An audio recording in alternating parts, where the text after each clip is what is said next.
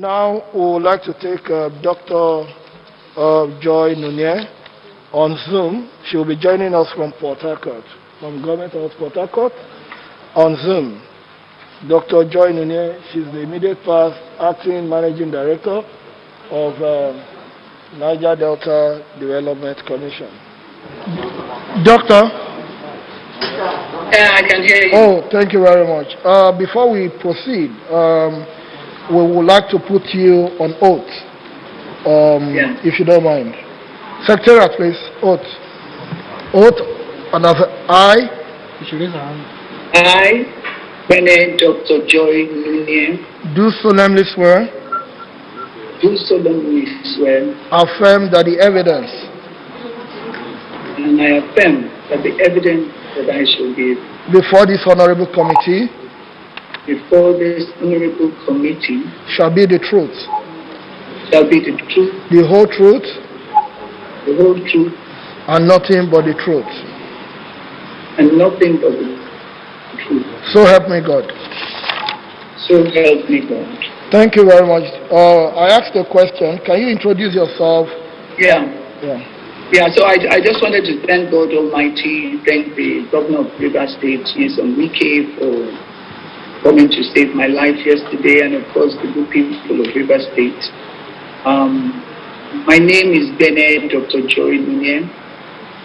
Bene in the sense that I hold the highest title, traditional title of honor in my native Ogoni land, the sixth woman since 1500 BC. I am a lawyer, a politician, and I have come here today and I'm going to speak as the former MD CEO of the NDDC.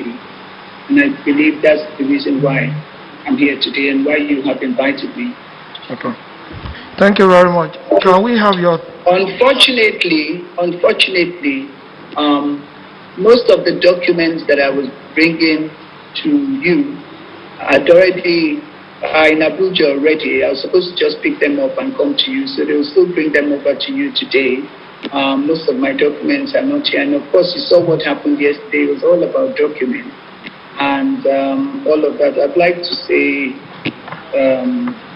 I would go through, since I'm under oath, everything that I've said would be the truth and nothing but the truth. Okay. Although I have some old drafts that I had made, I would sort of use it as a guide because I'd sent in my submissions ahead. So I don't really have anything. I just have, which will just be a guide anyway. I'll just sort of like go through it, but all my documents will be submitted to you. You can go ahead, please. Yes. Okay, so I was appointed as MD on the 28th of October 2019, and we had the inauguration done at the office of the minister. On our way there, and I said this on TV, since I'm under oath, I think I need to say it one more time. On our way to my inauguration, the minister said, "Madam MD, congratulations. I hope that you know that the pen with which I have signed your letter." Sorry, can we know can you be specific? Which minister, please? Senator Godswill Akpabio.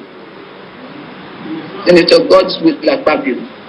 I drove with him in his car to the inauguration venue, which was his boardroom in the Federal Ministry of Niger Delta Affairs. He went further to say that I should tell him how many of my aides that I would give him. He wants at least 10 of those aides. I was worried in my spirit. And he said that he stopped the Bernard Okumagba board because he had asked Bernard Okumagba to give him some aides, to ask him for about 10, and that Bernard Okumagba told him that he will reach him. I think we can confirm and maybe look for Bernard Okumagba if that happened, but that was what he told. So I got a bit worried. And he said, "How many will I give him?" I said, "I don't even know how many aides I'm entitled to." He said, "Once I get there, the first thing that you do is to change the dollars. I've seen his press release where he says about the dollars, people know how the money of NDDC is moved. I was specific in my allegations. I said that he asked me to change dollars. What I should be hearing is that at no point did I tell the former MD to do that. He has not denied that. Now, what happened when the new MD came? From your records which you have, dollars were immediately changed when he became MD. I want to tell Nigerians that I did not change $1 of the people's money. The dollar was intact before I left. I did not spend $1 of Niger Delta people's money. Secondly, when we got to Port Harcourt, he told me that he would come. He came to Port Harcourt 2 days after our inauguration. He stayed at the Meridian Hotel. That was his first meeting with members of the IMC, namely Dr. Cairo Jibo, the late EDFA, which I will not be talking about much. Let me respect his soul, but I will make a little bit of references where necessary. The late EDFA and the only other staff of the NDDC that was there was one Mr. Etiebet, who later became the head of the procurement unit. At that meeting, he reminded me about the dollar. Secondly, he told me that he wanted me to send some staff away. They were the ones that spoiled Mrs. Akwagaga, that refused to sign and make certain payments. He does not want them to spoil in his words. Thirdly, he said the first thing I would do is to write a letter to him. He gave me the draft, which I sent, of course, I showed it on TV the other day, that I should put it on my letterhead. In that letter, I was supposed to be writing that most of the companies that, of course, they had sent up to me, those files, that Mr. Senator Wambushi owns the 98 companies. Questions have been asked, and I've seen one of the documents and position of a certain Don Kubara, who says that I'm now defending Senator Wambushi. I never, ever told the world that Senator Wambushi was the senator that was collecting the 1 billion. The issue of the 1 billion was different. I said, how can an individual be collecting 1 billion every month? Had nothing to do. The case of Senator Wambushi was the issue of the 98 files, which I was supposed to be writing. And I said, sir, I will not be able to write this. As a lawyer, he who alleges must prove. I will not write any document that I cannot sign. And besides, when Mr. President sees my letter, he will believe every word of that letter. So I am not going to. Why? Because I do not know if Senator Wambushi owns that company. And he said, you also had held meetings. Who is you? In those states. Sorry, can you be specific? The chairman, and that was the point of rejecting you yesterday, that you had held meetings against him in Ondo. Both of you refused, or you wrote the letters, which I had. And because I had seen the letters written from the Senate committee and the House committee on the payment for distilling, and I'd already also seen your letters to the MD of NDDC not to change the dollars and not to make the payment. I assume, Chairman, you might remember that there was such a letter that both of you, I don't know if I'm correct. Yes. Both of you had written to the MD not to write. So based on the letter that I had seen, as soon as I came in, I asked if there was anything that would stop me from changing the dollars. I asked from the accounts department and I got a copy of the letters that both of you had written to say that they should not, that we at NDDC should not change the dollars. I think what had happened was that Mr. Dakwagaga had come to you, who is my predecessor, had come to you because she did not want to change the dollars. The next thing that he said was about Mr. Kaltungo, which I alleged. I'm under oath. He said that Mr. Kaltungo had become very powerful at NDDC. At that time, he did not know that Mr. Kaltungo was my classmate in law school, because that was like 2-3 days after I was appointed.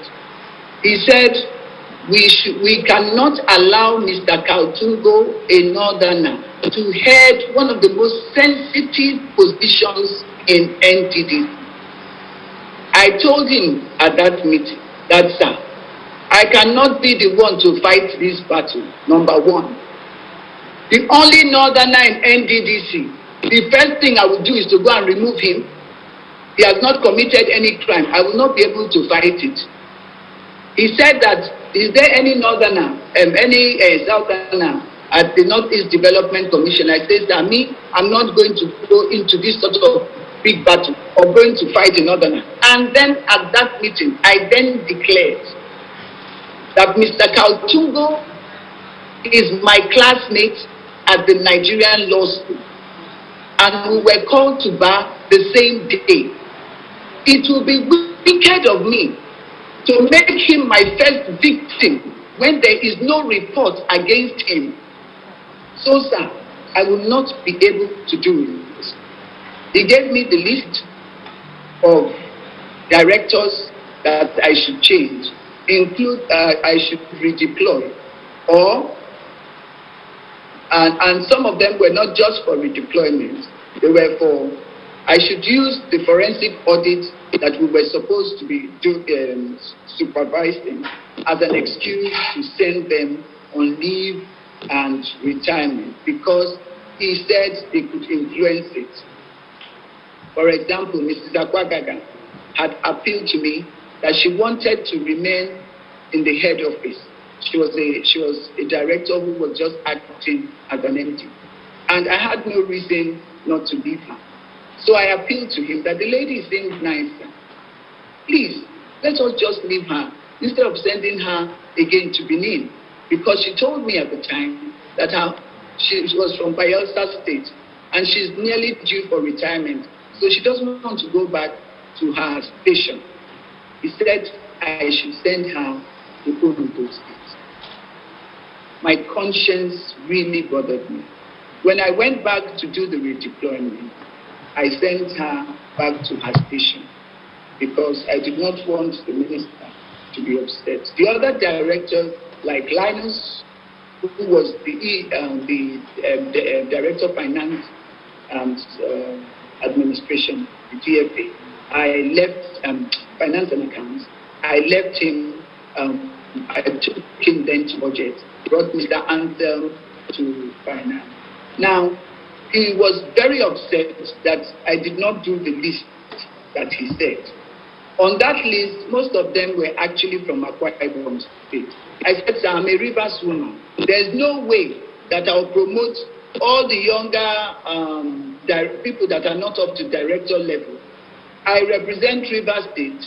I will now start moving people out. I'm not going to do that. I won't be able to do double promotion. Once I have the power to act as a board. Only the board can have such powers to promote people. Two, where there's no board, the chairman of the Civil Service Commission by Act is supposed to be the one to promote it to a standard. The other thing was for employment. Of course, he had collected CVs from all kinds of godfathers. I also said that I'm from the Niger Delta.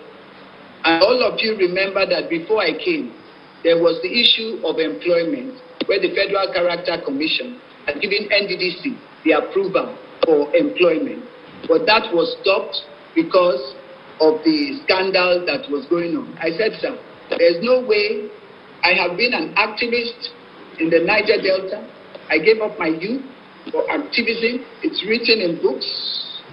So I will not be the one to come to NDDC and then give employment to people outside our zone when our youth don't have employment. So I want to tell the world, I never did any employment. I never gave out a single contract at the NDDC. I never gave out a single contract. I remained silent after nearly 7 months of my removal. I think about 5-6 months of me removed as MD, because contrary to what is said, is because I'm annoyed that they removed me. Am I annoyed? I'm not just annoyed. I am livid, especially when I heard the reason for my removal. And I'm so happy. I want to thank Senator Akpabio for giving me a good testimonial that I am not corrupt. There's nobody can say, no contractor can sit anywhere and say they gave me 10 naira. I want to say this also under oath. The contractors, most of them, 60% personally known to me, personally. And I can say before the world that I am the most unpopular MD ever that came to NDDC. When I was removed, the minister, Senator Akpabio, personally sent out text message and video recordings of the youth, say, make she go, she no gree give us money. That was a testimonial that the money of the people of the Niger Delta is blood money. I refuse to touch it. So even when my friends were contractors, even when they claimed that their monies were being owed, I hardened my heart. My instruction was, everybody go and finish your job. Now, everybody will bear me testimony that contractors went back to site. Everybody saw contractors go back to site. I was empty. I had the privilege of seeing all the videos. One job, 5 people will send me videos of completion, the same job, the same video, and I will just laugh.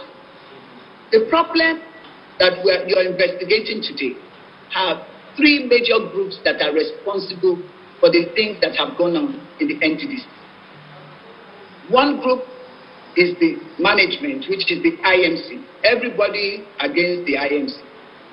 The second group is the staff of NDDC. And the third group, which I will start with, is the people of the Niger Delta.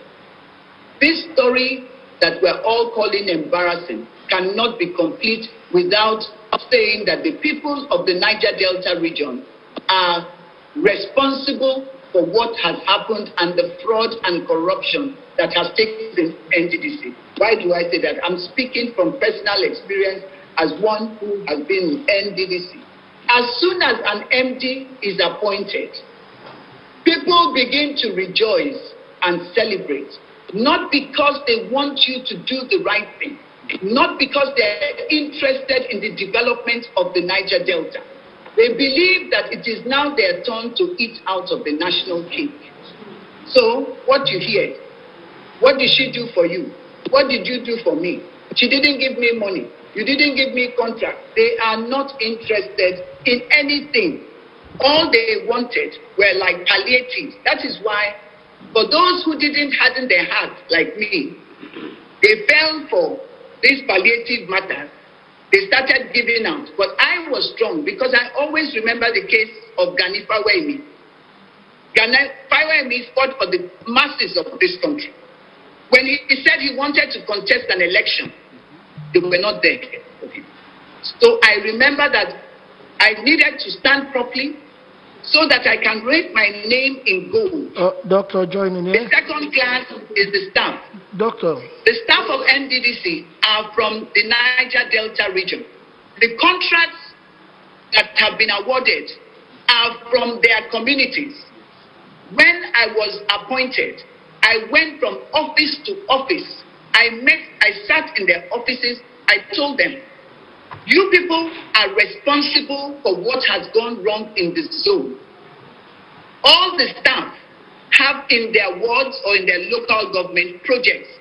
If every staff of NDDC takes up the project in their local government, ensures that they are well done, we will not have these issues. Thirdly, the IMC. In my experience, which I want to talk about, for the first time in the history of NDDC, no palliatives were given. I did not give out Christmas palliative. I was under pressure to bring 10 billion, 1 billion per state. I refused. The youths were calling me, Madam, things are very difficult. Things are very difficult. I said, the day I give you people this money, you know I have started collecting your money. I never gave any Christmas bonus palliative during my time. For the first time in the history of NDDC, NDDC worked throughout December. There was no break except on public holidays. One of the things I also ensured is that the youths went back to the communities to walk through the CDCs. When I was MD, nobody saw any youth hanging outside the gate of NDDC. No youth stayed outside the gate. Because we were trying to ensure that the youths go back to work. Now, Doctor, can you hear me, please? Yes. Yeah. I would want us to address issues, if you don't mind. Can you tell this honorable committee how much you spent in during your time? Yes. As managing director. During my time, yes, I spent 8 billion naira. 8 billion. 8 billion partly for the permanent site of the NDDC headquarters. We spent for the 2 bridges in Anthony. I'm not from Anthony, but when I went to Anthony, I've also sent the videos to you. The 8 billion was from when to when? It's all in the records that you have. It's 8 billion throughout my tenure. Total of my tenure spending. That's from October ending to February. Yes, 17th. Okay, October 29th to February 17th. Yes. Okay. Yeah. Okay. Then the 2 bridges in Anthony. There is this talk about Lassa fever kit. I want to say there's nothing called Lassa fever kit. It's the PPE that we have, this N95 now. It's for infectious diseases. But of course, they were brought in during the Lassa fever outbreak. So when I keep hearing Lassa fever kit, there's nothing like Lassa fever kit. I've also sent in the video of our visit to the warehouse with the television stations like Channels, AIT, Dr. Joy, I would like to ask about the forensic. You were brought in by the president precisely to conduct the forensic exercise of NDDC activities between year 2000 to 2019. Can you tell us how the process that took place in the procurement of the lead consultant and the status of the forensic as at when you left? Okay. First, I'd like to just remind you that the President had written a letter to the National Assembly appointing the forensic and suspending the appointment of the board, Bernard Magbaleko. And in that letter, which I've also, you have it anyway, the President said that he was appointing the IMC to supervise the forensic audit. That was the reason that he was bringing in the IMC. Now, what happened, what I met wasn't exactly what was going on. The Minister Akpabio insisted that he will supervise the forensic audit. I reminded him and showed him the letter that the president had written.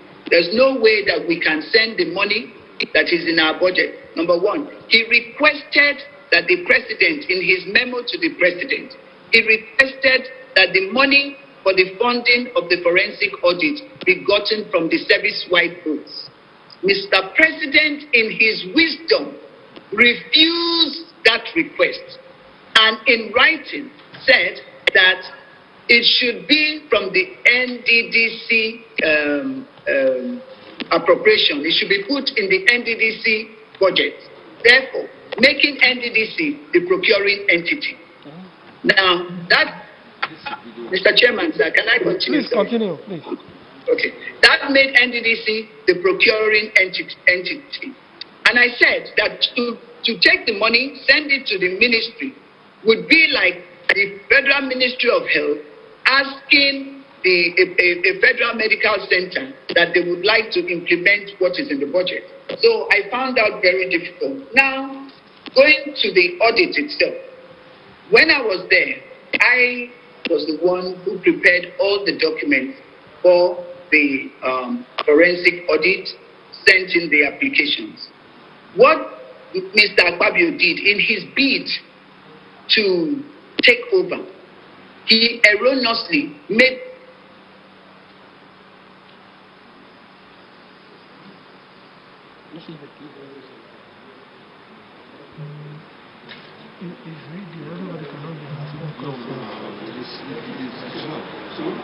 technical assistant. Look at him.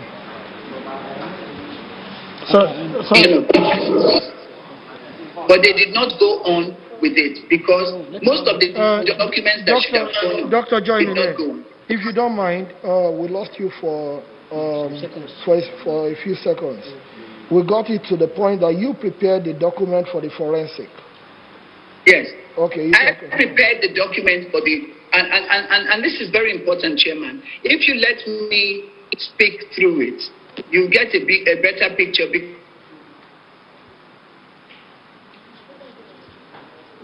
Yes, she wants you to respond. No, it's from there, from her. From our side.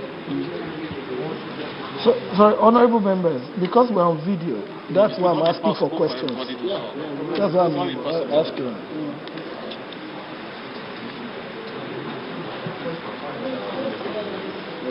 What's happening? It's from her there.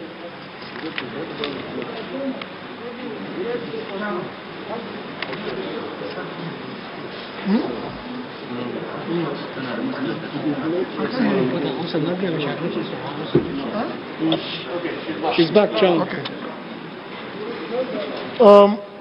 The volume, please. Yeah, can you hear me? Yes, yes. Okay. So, what did we do? After that argument, I now came up to...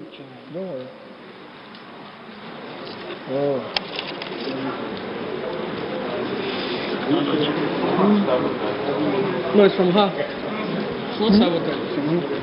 It's from her, not sabotage. No, it's that one.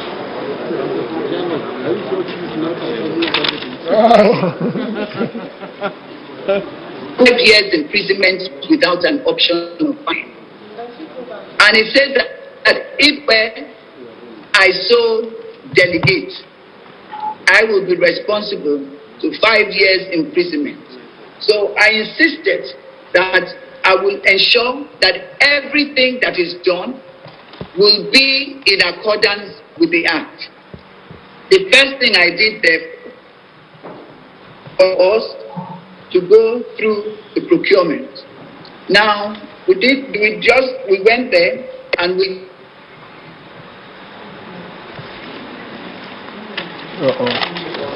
This is, I think we're having challenges. It's from her. It's from her. So, is this the... Dr. Joy? Any forensic... Okay. If they had carried out any forensic audit... Sorry, can you come again? Because the network was a bit bad. Sorry. Yeah, you're talking about the point of procurement, from procurement. Yes, the procurement of the lead consultant. Many people have clearly misunderstood the procurement of the lead consultant. Now, because I did not want any illegality and I did not want the forensic audit to be discredited, I ensured, with the help of real big consultants, to help me come up with the terms of reference for these auditors. The lead consultant everyone is talking about is not the forensic auditor. He does not have a lot. Only the other forensic auditors, I'm just taking through so that you can understand yourself. The role of the lead consultant is to gather, when all the forensic auditors have gotten all the data and all the reports from field, they will put it together and then give it to the lead consultant who will do the reporting, the conclusion, putting it together. That's just his role. He is not the one going to carry out any forensic audit. Now, let me look at the case of the forensic auditor. This Bashir and Co., I'm sure they met up with all their taxes and all, but I do not know if they have ever carried out a forensic audit. So I will be asking to tell them to give you evidence that they have ever carried out a forensic audit before in accordance with the provisions of the Public Procurement Act, which requires that for any consultant contractor, they must show evidence that in the past 3 years or thereabout, they have carried out that. Second issue with the lead consultant. In our document, which is with the BPP, we said that within 90 days of their receiving reports from the forensic auditors, then they would now come up with a report. So as far as I'm concerned, they cannot have any report. Now, have they been procured themselves? The lead consultant. Can I now stand before this committee to say that the lead consultant has been procured? My answer would be no. Why not? It is true that a due process certificate of no objection was indeed given to the NDDC for the procurement of the lead consultant. However, and I believe, which I would ask, that the BPP has stated clearly that it was based, and the certificate shows, which I have sent to you, of course, that certificate of that due process certificate of no objection says source of funding. You remember that you cannot give any approval, you cannot procure any consultant where the National Assembly, it is a criminal offense to procure any consultant without the appropriation made by the National Assembly. In this case, because it will be anticipatory budgeting, in this case, has the National Assembly appropriated funds as stated on the due process certificate of no objection for 2020 budget? There is no appropriation. The 2020 budget has not even been considered, it has not even been discussed, not to mention being passed. Now, when I said in my press briefing that the 2020 budget had not been passed, they ran before you people on Friday or Monday sometime, some days ago, and they could not defend the budget. Therefore, the world will agree with me that the 2020 budget is not passed. Secondly, though they do have an approval, and that is why I said I refused to go before FEC, which is one of the issues of insubordination, because the Act says that if I commit any offense, 5 years imprisonment without an option of fine. So, in going to FEC, it will mean that I intentionally went there to obtain an approval under false pretenses, knowing that the 2020 budget had not been passed, and also knowing that it was criminal and anticipatory, which I want to say was one of the reasons why Obasanjo got the Public Procurement Act enacted. Now, in getting that Public Procurement Act, the World Bank consultants who did that, who came up with a report on fraud, which is part of this, on procurement activity. In their report, they stated that out of every 100 kobo that the federal government lost in corruption, 60% and 60 kobo was from procurement fraud. They therefore asked that immediately the National Assembly must enact a procurement act, and there was no statute for that before now. So now that is your own act, an act of the National Assembly. So we must ensure that that act is being implemented properly to help us check the fraud in Nigeria. Therefore, it is right that we get the National Procurement Council established immediately to be chaired by the Minister of Finance, the Minister of Justice, and Attorney General is also a member. The MPA, there's a list in the Procurement Act. That is what will give credit. Now, let me tell you what would have happened if the National Procurement Council is there. In going to apply for an approval for the procurement of the lead council, they would have found out that it was wrong because it was clearly stated that it should be from the 2020 budget. Now, that approval cannot even apply until the 2020 budget is passed. Therefore, that position of the lead council is a nullity by law. Okay. So there is no lead council as far as we're concerned, because that contract doesn't exist until the 2020. However, they have said that they have paid the lead consultant. And in paying that lead consultant, my own recommendation would be that he returns the money until the budget has been passed and has shown evidence that Dr. Nunieh. The second, no, Mr. Chairman. The issue is that everybody in Nigeria has been deceived that the procurement is going on. Now, it's very, that the forensic audit is going on. It's a major issue. I want to say here, and I'm ready to stand and tell all Nigerians, if they find out that the forensic audit is going on, every testimony and allegation that I have made should be cancelled or disregarded. There is no forensic audit going on. Why? Very recently, and I've submitted that to you, and I think DPP has come to testify, they got a certificate of no objection for the procurement of the forensic auditors. These forensic auditors are the ones that are supposed to be carrying out the forensic audit. In that list, there is no auditing firm in Nigeria that is of big repute that is there. The list, the names of those on that list are the following. 1 minute. Because it's in the document that I've sent to Abuja, I had to tell them to please help me check and get the list of that. The companies, the 9 companies on that list are Emma and Young,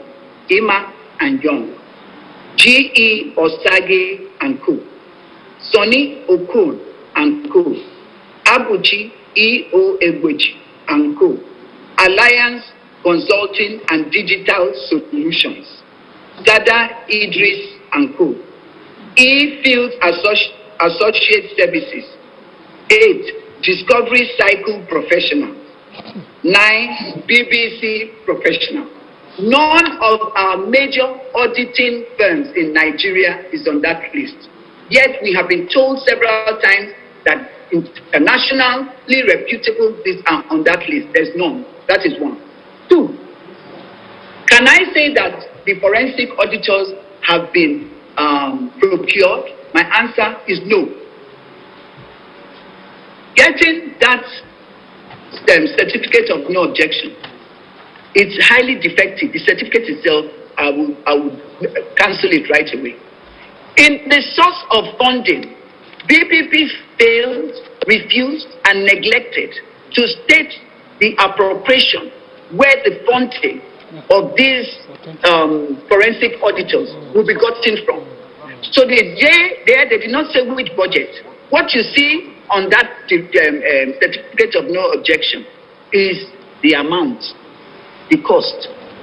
Where they're getting it from is not there. However, let us assume that they just put the amount. The next question would be, has it been approved by the Federal Executive Council? No, it hasn't. Does NDDC have an existing budget? No, they don't. Their budget elapsed, I think, 31st of May or thereabouts. I'm not sure which time it expired. But right now, there's no budget. So, these forensic auditors have not been procured. Therefore, I challenge Senator Akpabio because he has sold a dummy to Nigeria that everybody, including members of the National Assembly, are afraid, and they are the ones pushing me to say that they are afraid of the forensic audits going on. I challenge him to bring any of these his 9 forensic auditors that have been approved by the Federal Executive Council. He said on television that he had stepped down his memo. Even last week, he stepped down his memo. That was the memo that was supposed to be for the procurement of the forensic auditors. So if you have not gotten your approval, you have not written you have not appointed them officially, where then is the forensic audit going? Why are we as a country being deceived?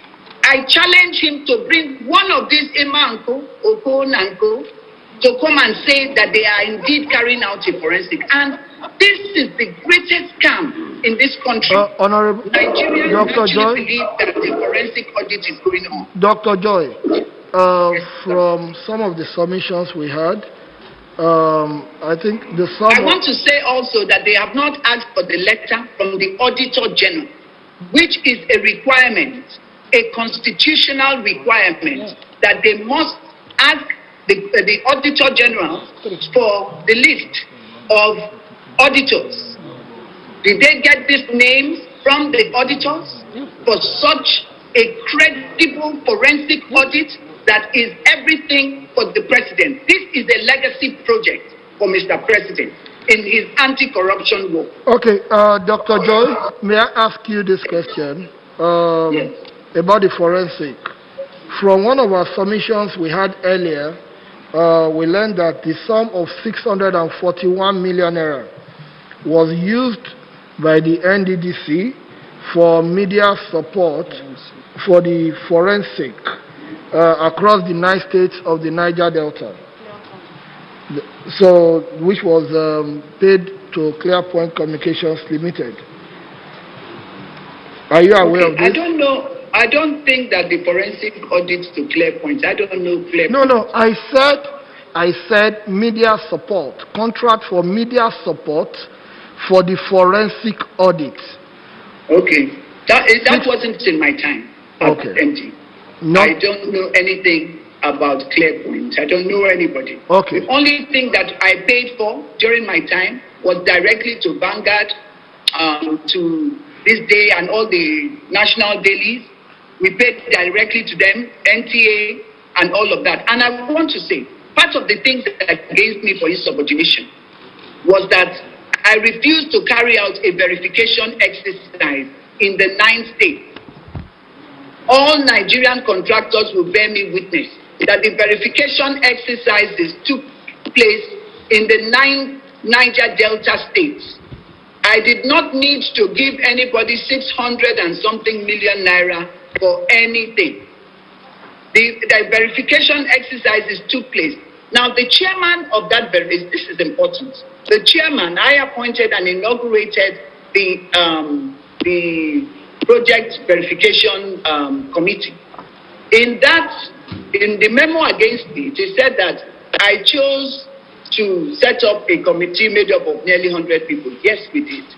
We sent them to different states, our staff, to go and carry out those. The chairman of that committee was Dr. Cairo. He had nominated Mr. Eyoite as one of the nominees, one of his nominees on the committee. And I said, you can't, because Mr. Eyoite cannot be a judge in his own case, even though the minister asked you to put him on. Why? Because he was the one responsible for emergency contract awards.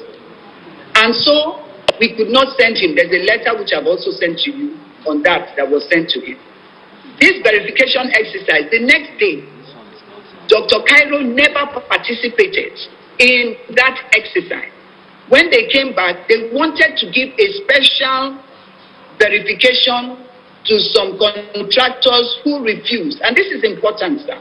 In your investigation of this corruption going on in NDDC, this might help you. What did we find out in that exercise?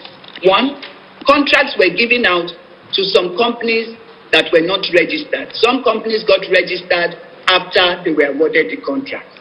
Two, in some cases, contracts were awarded before the designs were given. So you found out that most of the projects were abandoned, which is like what you have in Port Harcourt, at the old Port Harcourt General Hospital that is near the Civic Center. You see a big building there, and the contractor says he couldn't finish it because by the time the design came out, he couldn't do. How do you give a contract awarded without a design? And the most notorious one was that during that exercise, we saw like there were situations where you had 10 to 15 companies having IPCs for the same project.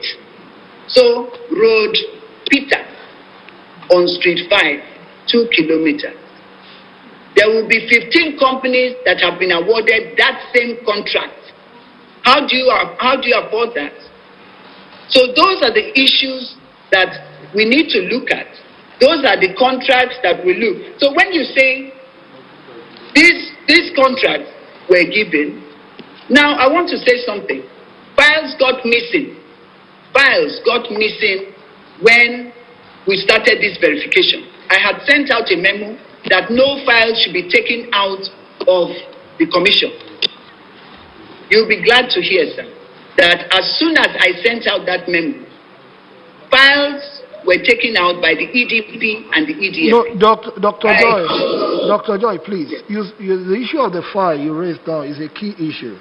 Yes. Because of our time, you said files were missing. I mean, yes, they took files or something. Yes.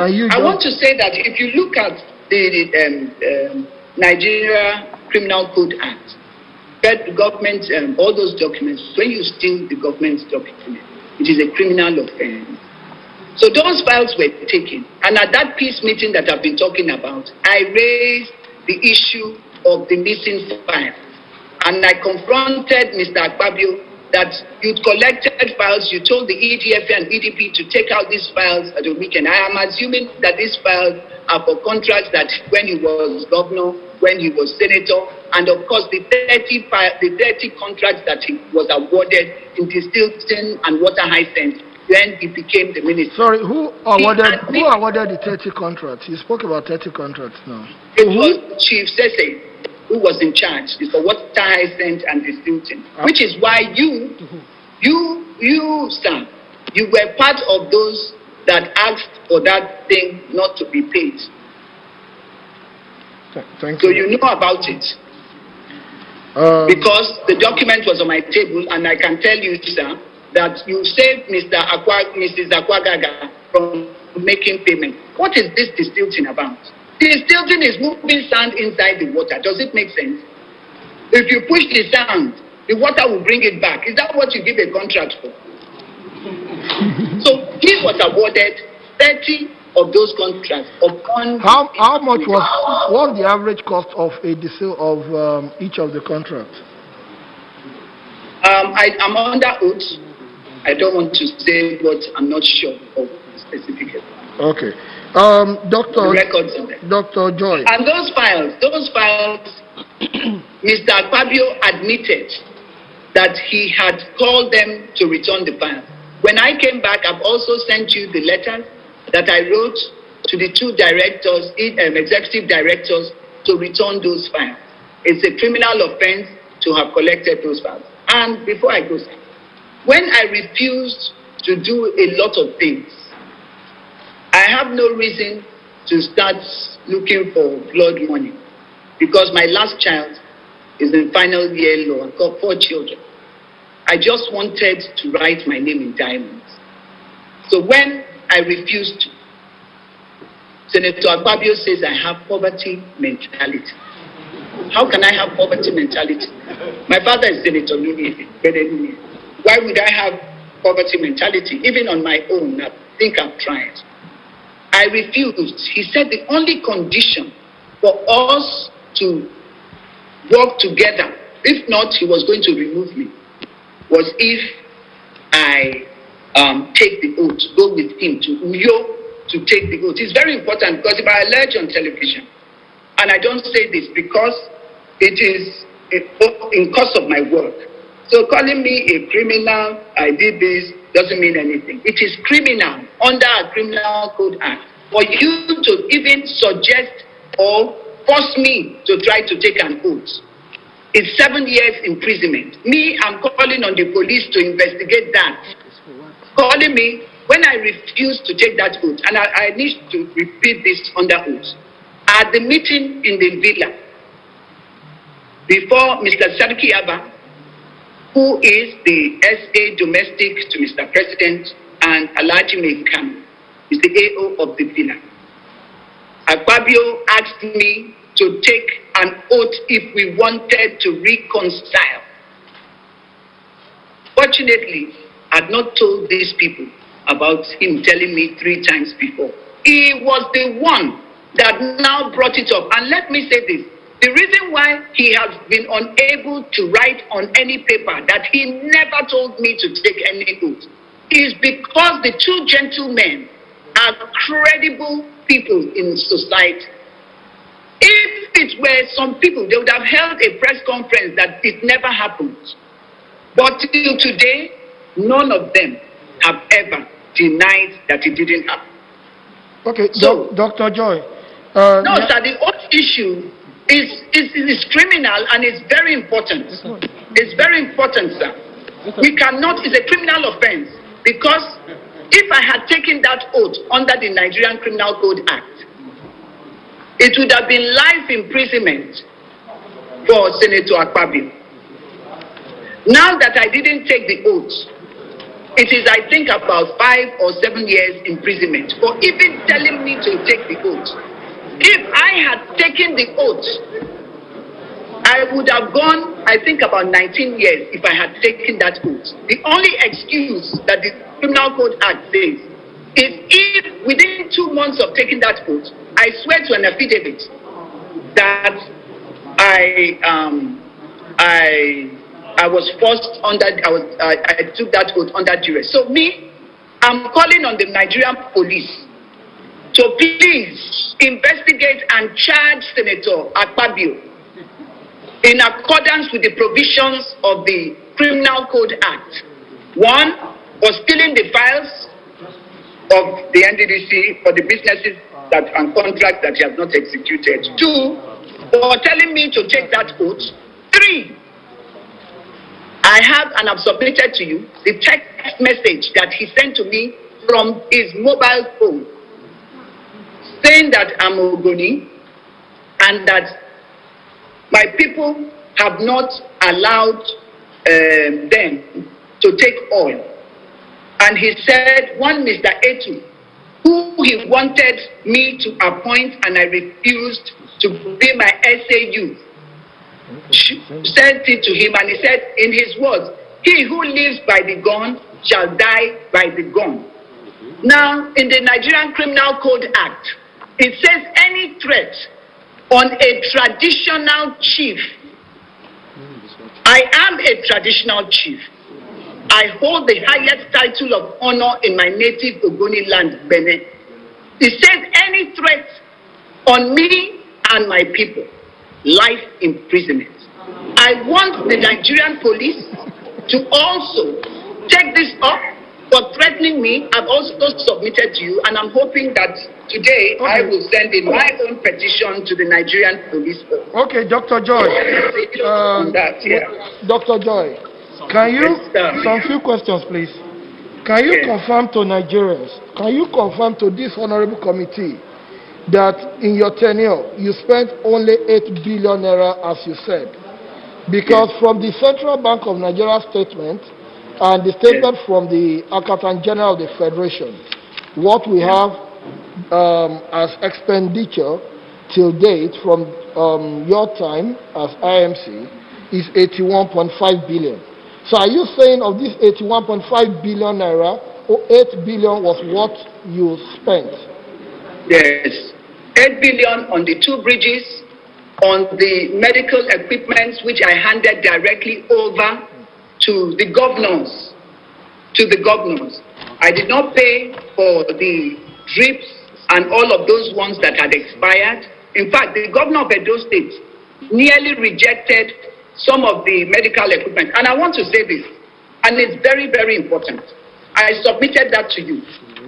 This payment for the medical equipment, Mr. Chair.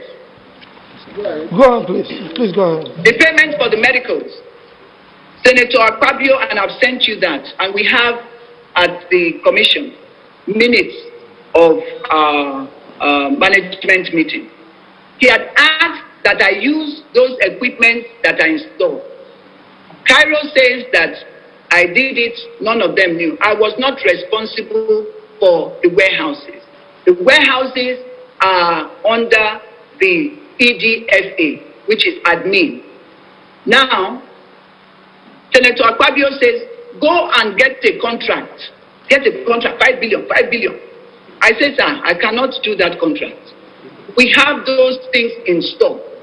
Why would I award any other contract for the 5 billion? The whole idea was to use this as part of that contract. I have the documents. When we held the management meeting, we wanted him to write it himself because he wanted me to award a contract for what is in the store. How can I award contract for what we have in store? I said I will not. So we held a management meeting where we all agreed that is over my threshold. So, Madam, you will write to Senator Akpabio himself. Let him write to us to award this emergency contract. We wrote to him, I've submitted it to you also. We wrote to him, no reply, because he doesn't write anything for you. You can imagine if I was a very good MD and I obeyed him and used what is in store for that. So I only spent 8 billion. Okay. I'm happy that you have the CPN payment. Dr. Joy, you spoke about certain amount of money in the dollars account before you left, that you did not change the money from the NDDC's account to Naira before you left. Can you tell this committee how much did you leave in the dollar account before you left? How much did you have? Since I'm under oath, I do not want to be specific because honestly, it's in the documents that you're going to have. I don't want to say anything that will put me in disrepute, that I said this, the whole world is watching. I cannot be specific. However, I want to tell the whole world that I did not touch $2, $1. Okay, that is well noted. Then, did you pay any money for the forensic during your tenure? Sorry? Did you pay any money for the forensic audit during your tenure? I did not pay any money for the forensic audit because from my time there has been no forensic audit till today. I did not pay 1 naira for the forensic audit. Okay. 1 naira Dr. has not been paid by me for the Dr. forensic Joy, you spoke about the verification exercise that was carried out. How much did the verification exercise cost the commission under your leadership? I do not know. The only thing that was paid out was accommodation for the people. Did you engage consultants? Did you? Yeah, I cannot. No, I cannot say it. No, did you engage consultants for the purpose of the verification? No consultant. The only people that went with us were the police and the DSS. And the DSS gave their reports because we wanted to make sure that even our staff did not compromise. Okay, did you? And after that, the DSS, I did not engage any consultants to carry out the verification exercise. Okay. There is this allegation from some of the submissions that we have, and in the media and from some stakeholders, that any payment that you made or NDDC made, that 20% must be collected from the contractors. Is there any face to that? I cannot say that. I will not say that any payment that was made by me, Senator Akpabio, collected. No. I mean, you are being alleged. No, not Senator Akpabio. You as Dr. Joy Nunieh, that for contractors that were paid, 20% were remitted back to you as kickback. How true is that? It's not possible. If I wanted, it did not happen. No contractor gave me 20%. And I want to say this. If I was interested in making money, I was doing a renovation in my house. Contractors came up with all kinds of furniture, Versace, they wanted to buy for me. I didn't. In fact, Senator Akpabio said that I have demystified the position of MD because I personally used to go to the building materials market myself to go to buy. I did not take 10 naira from any of those contractors. As for those ones, everybody talks about those ones for the medical equipment. It's important to tell you why I even agreed to pay those people. Now, when we went to the warehouses and found out that some of those things in the warehouses had expired, we had emergency boats that were warehouses for like 10 years. Boats. We had trucks. I insisted that these things should be distributed in the 9 states. These contractors now stopped us on our way to Imo State. The governor of Imo was Emeka Ihedion.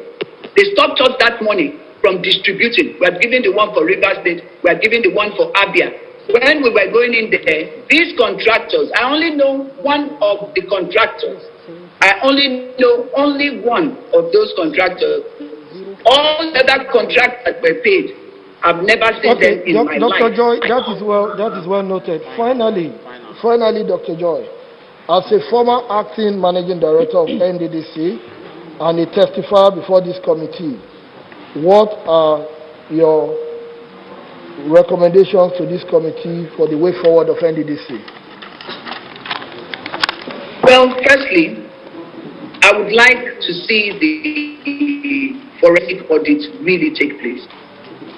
It's something I would like you to recommend to Mr. President that we write in accordance with the provisions of the Constitution to Mr. President, the Auditor General, to give you a list of certified forensic auditors in Nigeria, so that we can get them quickly to carry out a proper forensic audit of the NDDC. And mind you, the audit is not just financial. It is supposed to look through the personnel, because in NDDC, I found out that for a commission that is involved in structural things like roads and all of that, they didn't have enough engineers. I don't know if they had more than 10 certified engineers. It's unbelievable. Where we're talking about billions of naira being spent, we didn't have that. So we have to look at a staff audit as well. It's very important. The staff audit to put square pegs into square holes. Secondly, my recommendation is that Mr. President should please ask or direct the immediate establishment of the National Procurement Council. Emergency. That is the first thing, even before we talk about the forensic audits. That would help Nigeria save so much money in terms of fraud and corruption in its ministries or commissions. I believe that the Minister of Finance is very well qualified, and the Attorney General, I know him personally. He is very, very qualified, and I know that if we do that, we would save at least out of the 60% that goes into procurement fraud, 60 kobo, we might be able to save 40, kobo from all of that. So that is very important. 3, the National Assembly has a role to play. It has this role to play. Your oversight functions would have to be, you have to help the new managements that would come in. You need to supervise them and make sure they act only in accordance with the laws. I give you an example. To Senator Akpabio, he felt that the president had delegated all his powers in the NDDC Act to him, which wasn't true. The president only delegated one power, which is over policy. But he felt that he also had the power of the board. You heard him on Arise saying most of these directors that he removed, they are very lucky. They are still there. They are paying them even if they are on leave. The question is, on what basis did the lead consultant write or send those directors on leave or on compulsory retirement? Based on what reports, since there's no forensic auditor, is the consultant or the minister, do they have the powers for directors over level 14 to send them on leave or take any disciplinary action against them? The only power to promote over level 14 lies with the Civil Service Commission, the chairman. So we need you, the committee, has to make sure that anywhere that the minister supervising, or it must be in accordance with the act. There must be a reorientation for the ministers, for supervisory. We didn't really have this sort of problem from the records that I saw when the NDDC was under the office of the SGF. Because he knew that this was the right thing to do. My recommendation would honestly be that the NDDC be taken back to the office of the SGF. Because the SGF is very, very busy. He won't go out of his way to start looking for NDDC money. But what we see here is that Senator Akpabio, who has been governor, he still has in his head that he's still a governor, you just do this, you just do that. His budget is like 20 billion. How do you want him to service to supervise a commission that is talking about hundreds of billions? It can't work again. So we need to look at all of those things. But what happened yesterday, just for you to help to raise this issue, when I was brought in to NDDC, and at NDDC, I want to make this clear. Senator Akpabio, when he saw that I was not cooperating, refused for them to give me an official vehicle. I want to say before Nigerians, I didn't have an official vehicle. When I first came in, there were 2 bulletproof cars that I was using. On one of my trips to Abuja, and this is for my security, that's what I'm saying. A gentleman met me at the airport, said, Madam, you don't know me. I said, I'm one of your contractors. I said, how are you? And he said, I'm the one that gave you the car that you are using. I said, what? Using a contractor's car? And I'm supposed to superintend over a forensic audit? I called Senator Akpabio. I said, sir, you won't believe that car that I'm using, I thought it was from the commission, that it belongs to so and so. He said, no, don't worry, the man is a very good man. I asked him to. I just kept quiet. When I got back to Port Harcourt, I returned the car. The second car till this day from another contractor is still at the mechanics. In fact, after what happened yesterday, I've asked them to go and collect it so that I can keep it safely in case they ask and they don't say because I wrecked the car. I returned both cars. Now, the police that were my police ordinance, they were sent to my office by Akpabio's former ADC when he was governor of Akwa Ibom State. I didn't know that. So, if I went to Peter's house, if it's a perceived enemy of Senator Akpabio, he will be told that I am right now in Peter's house. I give you an example. I went to see Mrs. Silva, who has been my longtime friend for over 20 years. Senator Akpabio said, yes, you went to see Mrs. Silva. Do you know the husband said this at FEC and that? You must not go there again. I was at the airport. They told me, one Takuku's driver told me that, madam, Mrs. Amechi is inside the airport. I walk in to go and greet Mrs. Amechi. Before I get to the gate, Senator Akpabio calls me, yes, you went to have a meeting with Mrs. Amechi because you want to plan against my presidential. I was being monitored. Now, 3 of the police people that came yesterday were 3 that was working with me in NDDC. So, what happened yesterday? The NDDC obviously was involved. What would have happened is that they would have taken me away. Since everyone has said they didn't know, I hear they say I'm a criminal. That's why they barged in like that to come to pick me up. But I'm very grateful. I'm very, very grateful because this is the modus operandi that happened in Akwa Ibom State. So, Nigerians must please speak up because they could have taken me away yesterday. It's just by grace that I'm alive. So I'm very grateful. Dr. Joy, thank you. Thank you very much for your time. We've taken your testimony. We'll wait for the hard copy of your presentation to enable us to work further on it. Thank you very much. Thank you. Thank you very much.